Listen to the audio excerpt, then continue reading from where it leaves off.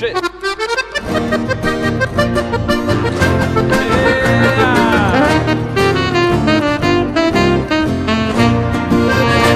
Cantándole a mi tierra con orgullo y pasión, aquí van mis estrofas que salen del corazón, de gente muy sencilla que saluda al pasar, levantando la mano y te ofrece el tereré. Canto, canto a mi país, tierra generosa de mujeres muy hermosas. Canto y canto a mi país, que Dios Tupa lo quiso y yo soy raza guaraní.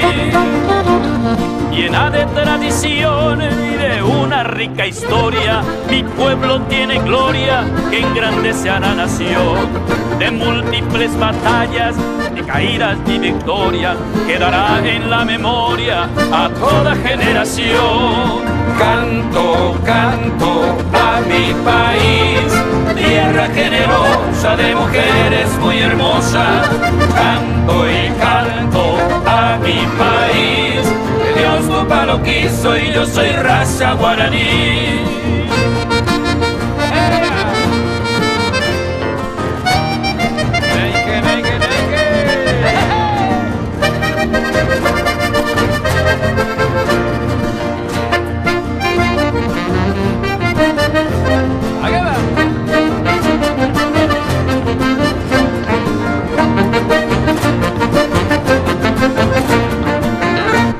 Le canto al que trabaja, cultiva toda tierra, y tengo en mi mesa Tembiuporá, el arroz quesú, la sopa o la chipa, el yempizo yobay para un rico payaguá.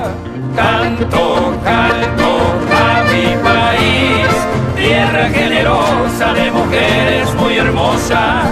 Canto y canto a mi país, Dios Tupa lo quiso y yo soy raza guaraní.